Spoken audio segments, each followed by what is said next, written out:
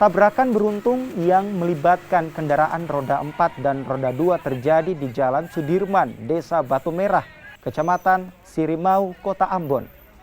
Kecelakaan bermula saat mobil truk bermuatan kontainer alami remblong di jalan penurunan.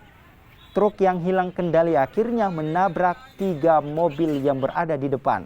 Selain 3 mobil, truk juga menabrak rumah warga serta 1 unit sepeda motor yang terparkir. Tak ada korban jiwa dalam kejadian. Kecelakaan ini juga menyebabkan kemacetan panjang di ruas Jalan Sudirman. Kita berharap kepada Dinas Perhubungan supaya ke depannya itu lebih memperhatikan jam kerja itu kontainer. Karena kalau dia lewat terlalu tempo, kan banyak korban. Kalau ada kecelakaan begini kan bukan korban. Tapi kalau dia lewat jam 12 ke atas di jalan sunyi, otomatis kan risiko kecelakaannya kecil. Itu saja yang